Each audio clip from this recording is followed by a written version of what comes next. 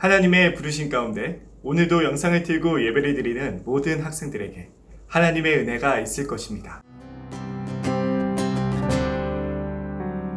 우리는 주의 움직이는 교회, 이곳은 주님을 위한 자리. 내가 기도하는 모든 땅 위에서 하나님 예배받은 그날을 고대하네. 나의 노래로 주님의 성전을 지으리. 높임을 받으소서. 이스라엘의 찬송 중 거하신 주님은 거룩하십니다. 두 손 들어 주님의 보좌를 만들고 온 맘 다해 경배하리. 구름 날개 사이에 임하신 것처럼 내 위에 임하소서. 하나님, 우리가 이곳에 섰으니 이 땅을 치유하소서. 하나님, 우리가 어디에 있든지 주를 높이리라. 열방들아 주님을 송축할지어다. 그 발 아래 입 맞추라. 영원한 통치자 주 예수 그리스도, 그는 위대하신 왕.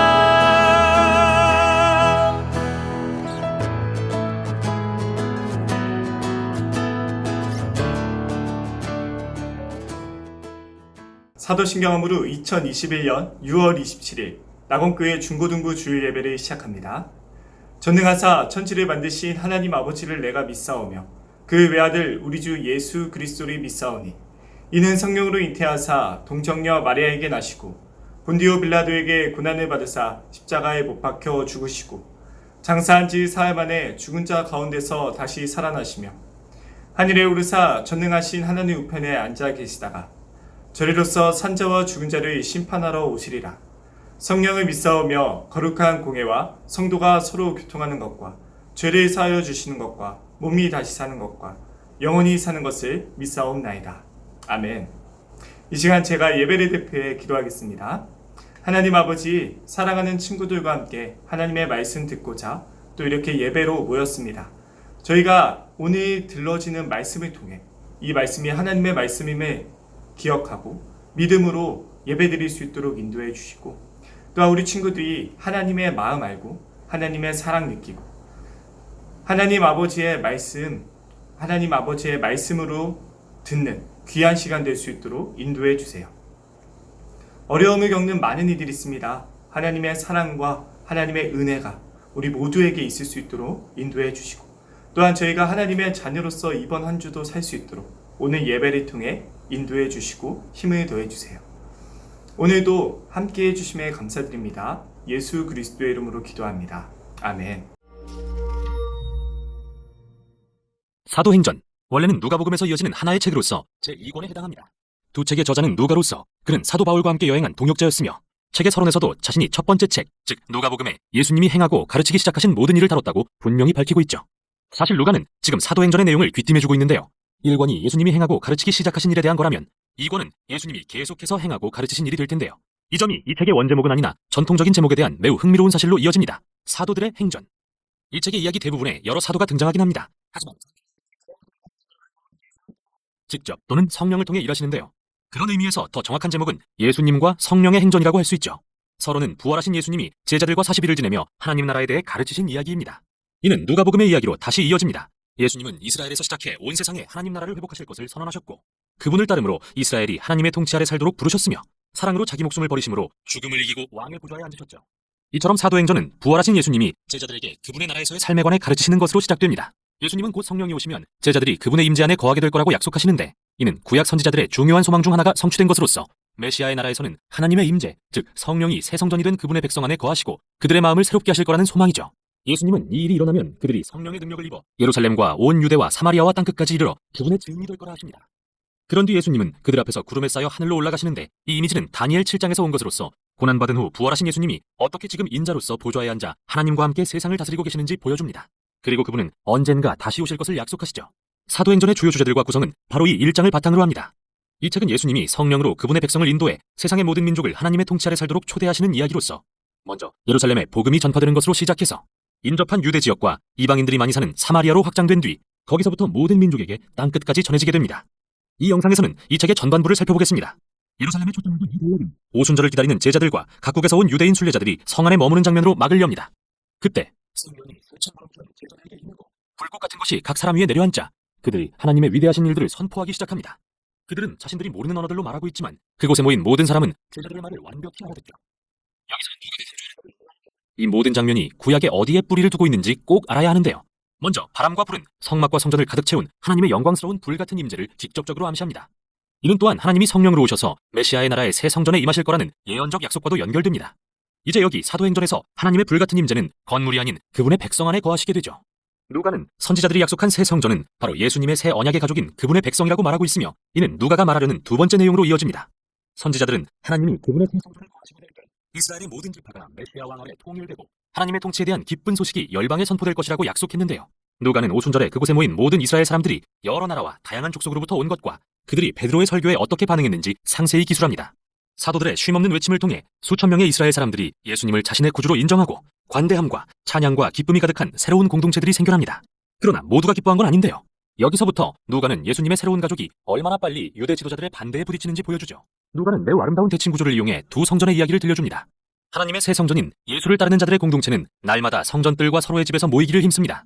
이 두 구절 사이에는 베드로와 사도들이 성전뜰에서 병자를 치유하는 이야기가 두 번 나오는데 그들을 체포하는 성전 지도자들을 향해 베드로는 매번 예수님이 이스라엘의 진정한 왕이심을 선포하는 설교를 하죠. 그리고 한가운데에는 예수님을 따르는 이들이 재산과 소유를 기부해 가난한 자들을 위해 공동으로 사용하는 이야기가 나옵니다. 정말 대단하긴 한데 누가는 왜 여기서 이 이야기를 하는 걸까요? 그건 바로 이 일들이 실은 토라의 율법에 기록되어 있고 원래 예루살렘 성전과 성전 지도자들이 마땅히 해야 할 일이기 때문이죠. 누가의 핵심은 분명합니다. 하나님이 본래 예루살렘 성전을 통해 이루기 원하셨던 목적을 새 성전인 예수 공동체가 이루고 있는 겁니다. 그들이 바로 하늘과 땅이 만나고 사람들이 하나님의 관대하심과 치유의 임재를 체험하는 장소가 된 것이죠. 이제 두 성전 간의 갈등은 사도행전 6장과 7장에서 절정에 이르고 첫 번째 박해의 물결이 몰아칩니다. 예수님을 따르는 이들이 급격히 늘자 더 많은 지도자를 세워야 했는데 스데반은 그중 한 명으로서 예루살렘에서 담대하게 예수님을 증거하다 붙잡혔고 성전을 거스르고 심지어 위협했다는 혐의로 고소당합니다. 공회에 선 스데반은 긴 설교를 통해 이스라엘 지도자들이 하나님이 보내신 선지자들을 항상 배척해왔으며 예수님도 거절했고 이를 제자들까지 거절한다고 질책합니다. 이에 예루살렘 지도자들은 격분해서 스데반을 죽이고 큰 박해의 물결이 몰아칩니다. 이로 인해 예수님을 따르는 자들이 예루살렘을 떠나 흩어지게 되죠. 그러나 그 결과는 역설적입니다. 누가는 이 비극을 계기로 하나님께서 어떻게 예수님을 따르는 자들을 유대와 사마리아로 내보내셨는지 알려주는데요. 이 단락에서 그는 다양한 이야기를 통해 예루살렘에 기반을 둔 유대인 중심의 예수 공동체가 어떻게 국제적인 다민족 운동으로 변했는지 보여주죠. 가장 먼저 사마리아로 간 빌립의 사역입니다. 유대인들이 원수처럼 혐오하던 이 지역에서 많은 사람이 예수님을 따르게 됩니다. 다음은 후에 바울로 불리는 다소 사람 사울의 회심인데요. 그는 제자들의 목숨을 노리던 열렬한 박해자였지만 부활하신 예수님을 직접 만난 후 그리스도의 열렬한 옹호자로 변화되죠. 다음 이야기에서는 베드로가 환상을 통해 하나님이 이방인을 부정하다 여기지 않으시며 그들 역시 예수님의 가족이 될 수 있음을 알게 됩니다. 그가 성령에 이끌려 이방인으로 가득한 한 로마 백부장의 집에 찾아가 말씀을 전하니 이들 모두가 예수님의 복음을 받아들이고 성령이 이들 위해 강하게 임하십니다. 마치 2장에서 유대인 제자들에게 그러신 것처럼요. 이 모든 주제들은 마침내 로마 제국에서 가장 큰 국제도시 중 하나였던 안디옥에 교회가 세워지는 일로 귀결됩니다. 누가는 예루살렘 교회에서 파송된 유대인 지도자 바나바가 바울을 도와서 이 교회 공동체를 이끌었다고 말하는데요. 이로써 이곳은 최초의 대규모 다민족 교회가 되었죠. 또 예수님을 따르는 자들이 최초로 그리스도인이라 불리고 선교사들이 다른 나라로 처음 파송된 곳도 이곳 안디옥 교회였습니다. 이렇게 예수님의 명령이 실현되는 모습을 보자니 누가의 나머지 이야기가 기대되네요. 우선 여기까지 사도행전의 전반부였습니다. 성경 이야기. 하나님이 성령을 보내셨어요. 이들은 사도들이에요. 그들은 예수님의 제자들이었어요. 예수님은 하늘로 가시기 전 하나님께서 약속하신 선물을 받을 때까지 예루살렘에 있으라 말씀하셨어요. 그래서 사도들은 예수님께서 하늘로 가신 뒤 예수님을 믿는 다른 사람들과 함께 예루살렘에 머물렀어요. 어느 날 그들은 하늘로부터 거센 풍랑 같은 소리를 들었어요. 그때 사람들 위로 불꽃 같은 것이 나타났고 모든 사람은 성령으로 충만해졌어요. 그리고 성령의 능력으로 그들은 서로 다른 방언으로 말하기 시작했어요. 그 당시 예루살렘에는 세계 각국에서 온 유대 사람이 살고 있었어요. 그들은 큰 소리를 듣고 그것이 무엇인지 확인하러 달려왔어요. 그리고 사람들이 각자의 언어로 말하는 것을 보고 매우 놀랐어요. 궁금했어요. 어떻게 이럴 수 있죠? 이 사람들은 갈릴리 출신인데 그런데 어떻게 다른 나라의 말을 하게 된 거죠? 이게 무슨 일이냐고요? 하지만 어떤 사람들은 그 기적을 믿지 않고 사람들이 그저 이상한 행동을 하고 있다고 생각했어요. 그때 베드로가 사람들에게 나아가 소리쳤어요. 여러분, 제 말을 들어보세요. 베드로는 사람들에게 이것이 하나님이 주신 능력이라고 또 하나님이 오래전에 말씀하신 약속이라 말했어요. 그리고 베드로는 십자가에 못 박힌 예수님이 하나님의 말씀대로 다시 살아나셨다 말했어요.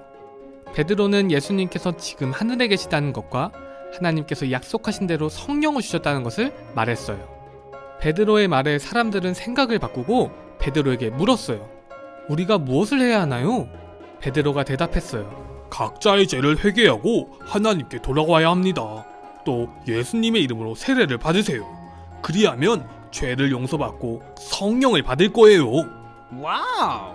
베드로는 계속해서 군중들에게 말씀을 전했고 그날 3,000명의 사람들이 세례를 받고 예수님을 믿기 시작했어요.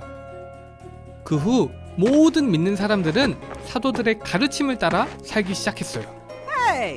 그들은 함께 식사를 나누고 함께 기도하였어요. 또 사도들이 많은 기사와 이적을 행하는 것을 보고 놀랐어요. 모든 신자들은 도움이 필요한 사람들을 위해 자신의 것을 나누고 Here you go. Take this. Thank you. 베풀었어요. That's for you. Thank you. 또 날마다 성전에 모여 함께 예배했어요. 그들은 함께 모여 성찬을 나누고 기쁨과 진실한 마음으로 함께 식사하며 하나님을 찬양했어요. 하나님은 구원받는 사람이 날마다 더하게 하셨어요.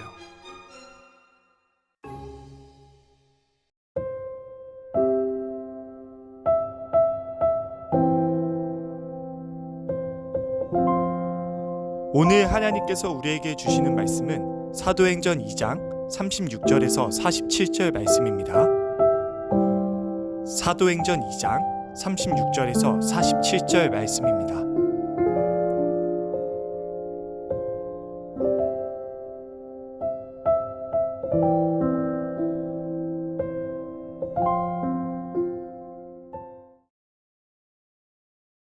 그런즉 이스라엘 온 집은 확실히 알지니 너희가 십자가에 못 박은 이 예수를 하나님이 주와 그리스도가 되게 하셨느니라.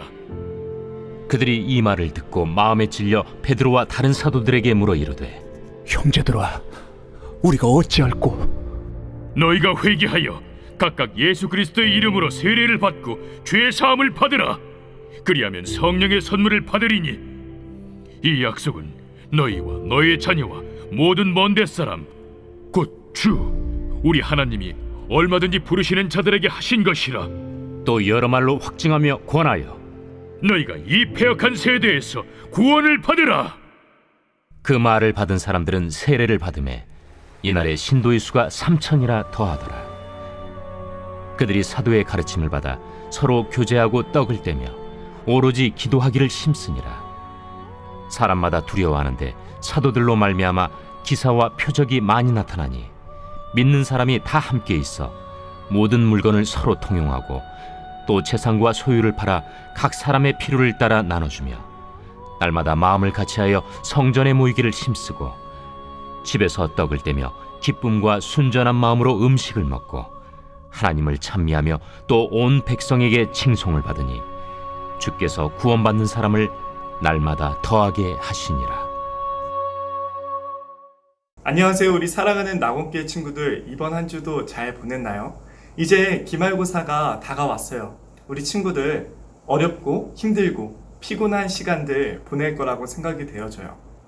그 시기 하나님께 맡겨드리고 성실하게 잘 준비하고 결과를 모두 다 하나님께 맡겨드렸으면 좋겠어요.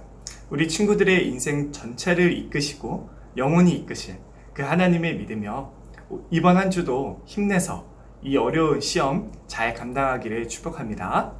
오늘 하나님의 말씀을 나눠보도록 할게요.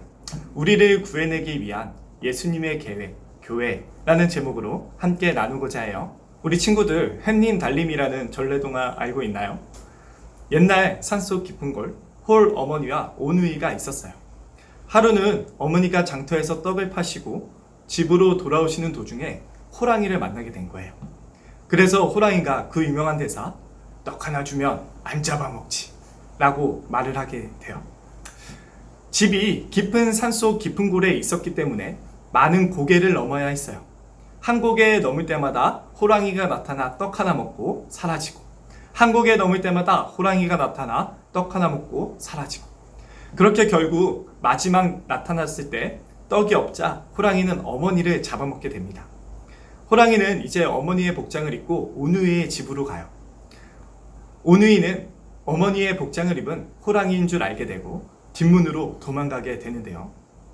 도망갈 곳이 없자 나무를 올라가게 되고 호랑이는 나무 옆에 우물에 비친 오누이의 모습을 보고 쫓아가게 됩니다. 호랑이가 나무 옆에 도착해서 그 위에 있는 애들에게 물어봐요. 착한 애들아, 거기는 어떻게 올라갔니? 지혜로운 오빠는 손에 참기름을 바르고 올라왔어 라고 말을 하게 되고, 호랑이는 집에 들어가 얼른 참기름을 손에 바르고 나무로 올라오게 되는데 나무에 못 올라오죠.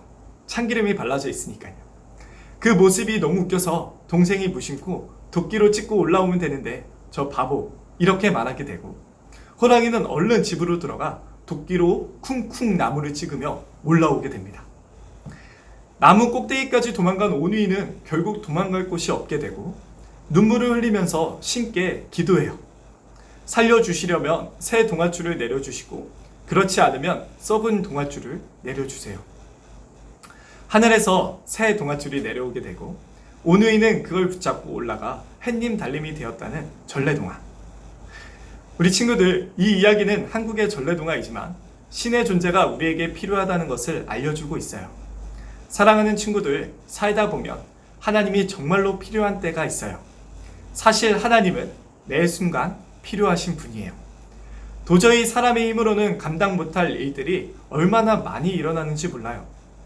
오늘 오누이의 이야기처럼 우리에게 위기에 위기가 찾아오는 순간들이 있어요. 그뿐만이 아니라 치료하기 어려운 병에 걸리는 것과 죽는 것, 도저히 사람의 힘으로는 극복할 수 없는 거예요. 그것 말고도 일상 속에서 일어나는 수많은 내 힘으로 안 되는 일들이 많이 있어요. 행복하고 싶고 자유를 누리고 싶고 사랑하고 싶은데 그런 것들이 잘 안 되죠. 그럴 때마다 우리에게 하늘에서 내려온 새 동아줄이 필요한 거예요. 오늘 말씀은요, 온 세상의 주인 되신 예수님께서 우리를 구해내시기 위해 보내주신 동아줄이 바로 교회라고 말하고 있어요. 우리를 구해내시려고 세우신 계획이 바로 교회라는 거예요. 오늘 말씀 36절을 한번 다 같이 읽어볼게요. 그런즉 온 이스라엘 집은 확실히 알지니 너희가 십자가에 못 박은 이 예수를 하나님이 주와 그리스도가 되게 하셨느니라 하니라. 우리의 죄와 죽음을 대신해 다시 살아나시고 하늘로 올라가신 예수님께서 이 세상에, 온 세상의 주인이 되셨다고 말씀하고 있어요. 예수님께서는 이 땅에 계실 때 베드로의 이 믿음의 고백 위에 교회를 세우겠다고 말씀하셨어요. 우리 마태복음 16장 18절 다 함께 읽어보도록 할까요? 또 내가 내게 이르노니 너는 베드로라. 내가 이 반석 위에 내 교회를 세우리니 음부의 권세가 이기지 못하리라. 이 말씀은 베드로가 주는 그리스도시요 살아계신 하나님의 아들입니다 라고 말했을 때 그 이후에 예수님께서 주신 약속의 말씀이에요.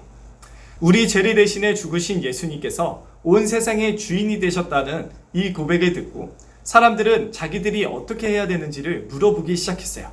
그러자 베드로가 오늘 본문 38절에 이렇게 말해요. 베드로가 이르되 너희가 회개하여 각각 예수 그리스도의 이름으로 침례를 받고 죄사함을 받으라. 그리하면 성령의 선물을 받으리니. 하나님을 떠나 살던 것을 돌이키고 세례를 받으면 모든 죄를 용서함 받고 하나님께서 우리와 함께 하시겠다고 약속하셨어요. 예수님을 따르기로 결정하고 세례를 받게 된 거예요. 그래서 예수님의 약속대로 제자들이 성령을 받은 그날 3,000명의 사람이 예수님을 믿게 되었어요. 베드로의 말을 들은 사람들은 자신들이 그동안 살아온 삶의 모습을 버리고 예수님을 따르기로 결정하고 세례를 받게 되었어요. 그래서 예수님의 약속대로 제자들이 성령을 받은 그날 3,000명의 사람이 예수님을 믿게 되었어요. 이 사람들이 예수님을 믿고 하나의 공동체를 이루게 되었는데요. 예수님의 말씀을 전하는 제자들의 가르침에 몰두하고 그 가르침으로 서로 관계를 맺으며 예수님의 몸과 하나가 되는 예식인 성찬식을 같이 했어요. 그리고 하나님의 나라와 서로를 위해 기도했어요. 그뿐만이 아니었어요. 모이기를 힘쓰고 자신들의 돈을 가지고 필요한 사람들을 돕고 함께 나누었어요. 이것이 바로 우리 친구들 교회의 시작이에요. 많은 사람들은 열심히 모여서 서로 도우며 하나님을 찬양하는 교회 공동체를 보면서 호감을 느끼고 예수님은 교회를 통해 구원받는 사람을 매일매일 더해 주셨어요. 사랑하는 친구들, 오늘 예수님께서 우리에게 주시는 말씀이 무엇일까요? 우리를 구하기 위한 예수님의 계획은 교회 공동체라는 거예요. 죽음과 불행을 이기시고 온 세상의 주인 되신 예수님. 교회는 바로 예수님 안에서 우리를 보호하시기 위한 예수님의 새 동아줄이라는 거죠. 그래서 교회는 정말 소중한 거예요. 교회는 대홍수 시대의 큰 배와도 같아요. 내 힘으로 안 되는 이 세상의 모든 폭풍 같은 일들 가운데 우리가 오늘도 행복을 누리고 자유를 누릴 수 있는 이유는 온 세상의 주인이신 예수님께서 교회 공동체를 우리에게 만들어 주셨기 때문이에요. 교회 공동체는 온 세상의 주인이신 예수님, 죽음과 불행을 이기시고 승리하신 예수님 덕분에 오늘도 행복할 수 있어요. 교회 공동체는 온 세상의 주인이신 예수님을 만나 우리를 행복으로 이끄시는 그분의 말씀으로 살아가는 축복을 받게 되었어요. 교회 공동체는 서로 하나님의 사랑을 주고받아요. 교회 공동체는 예수님 안에서 한 가족이 되었어요. 교회 공동체는 서로를 위해서 기도해줘요. 교회 공동체는 모이기를 힘쓰고 하나님을 찬양하고 하나님의 말씀으로 관계를 맺어요. 사랑하는 친구들, 교회는 바로 이런 곳이에요. 온 세상의 주인과 연결되어 있는 여러분을 구원하시기 위해 예수님께서 보내신 새 동아줄이에요. 우리 친구들, 시험으로 얼마나 힘든지 알고 있어요. 앞으로 시험만큼이나 더 여러분을 평가하고 여러분을 증명해야 하는 시험들이 많이 찾아올 거예요. 그뿐만이 아니라 위기도 있고 정말 하나님이 필요한 순간, 사람의 힘으로는 도저히 극복할 수 없는 순간들도 찾아올 거예요. 그러니 우리 모두가 예수님이 주신 교회 공동체를 꼭 붙잡는 친구들 되었으면 좋겠어요. 교회 공동체에서 예수님의 말씀을 듣고 예수님과 만나고 알려주신 사랑도 해보고 서로의 필요를 채워주고 서로를 기도해주는 아름다운 이야기를 경험하길 축복해요. 많은 사람들을 구하시기 위해 지금도 하나님은 모든 사람들에게 은혜와 기회의 시간들을 주고 계세요. 온 세상의 주인이신 예수님과 연결되고 그 예수님의 도우심을 경험하는 은혜는 바로 지금 여기 교회 공동체로부터 시작되는 거예요. 우리 사랑하는 친구들, 우리 친구들의 교회 생활이 바로 예수님께서 주시는 귀한 은혜를 경험하는 시간들이 되었으면 좋겠어요. 그리고 우리 친구들이 교회 생활하는 모습을 보면서 많은 사람들이 하나님의 새 동아줄을 경험하고 이것을 붙잡는 귀한 은혜가 있었으면 좋겠어요. 오늘도 교회는 하나님께서 우리에게 주시는 가장 좋은 은혜의 통로라는 것을 기억하고 이곳에서 하나님의 말씀과 또한 서로 교제 나눔과 서로 돕고 서로를 위해 기도하고 예수님과 하나 되는 성찬 예식을 같이 누리는 귀한 은혜 있기를 축복해요.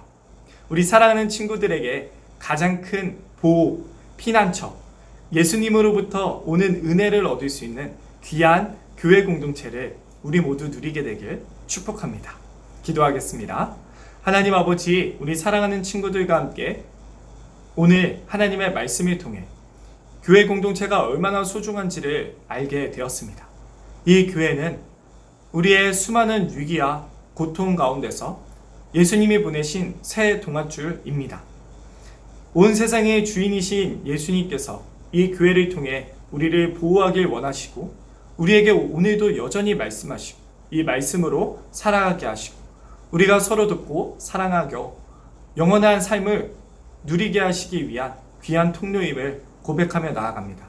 우리 모두가 이 교회를 온전히 누릴 수 있도록 인도해 주세요. 그리고 더욱 소중히 여길 수 있도록 인도해 주세요. 우리 사랑하는 친구들 시험 공부 준비하고 있습니다. 점점 어려워지고 점점 경쟁이 심해지는 그 공부의 시간, 학생의 시간 가운데 하나님 우리 친구들에게 지혜 주시고 은혜 주시고 이 교회를 통해 하나님의 말씀 더욱 분명하게 해주셔서 오늘도 여전히 우리를 보호하시는 그 하나님을 의지하고 하나님의 자녀로서 살아갈 수 있는 힘을 더해 주시옵소서. 그러므로 하나님 성실히 사는 삶 가운데 하나님 우리 친구들의 모든 삶을 인도하시는 하나님의 인도와 보호를 오늘도 경험하는 우리 친구들 될 수 있도록 함께 해주세요. 하나님과 우리의 관계를 아버지와 자녀의 관계 삼으시기 위해 또한 이제는 우리를 구해내시기 위해 새 동아줄을 보내주신 그 교회를 우리 모두 누리고 교회가 되게 하시기 위해 자신의 목숨을 아낌없이 내놓으시고 우리를 다시 살리시기 위해 살아나시며 온 세상의 주인이 되신 하나님의 아들 예수 그리스도의 이름으로 간절히 기도합니다. 아멘. 우리 시간 주기도문 하도록 하겠습니다. 하늘에 계신 우리 아버지여 이름이 거룩히 여김을 받으시오며 나라가 임하옵시며 뜻이 하늘에서 이루어진 것 같이 땅에서도 이루어지리이다. 오늘날 우리에게 일용할 양식을 주옵시고 우리가 우리에게 죄 지은 자를 사하여 준 것 같이 우리의 죄를 사하여 주옵시고 우리를 시험에 들게 하지 마옵시고 다만 악에서 구하옵소서. 대개 나라와 권세와 영광이 아버지께 영원히 있사옵나이다. 아멘. 우리는 주의 움직이는 교회 이곳은 주님을 위한 자리 내가 기도하는 모든 땅 위에서 하나님 예배받은 그날을 고대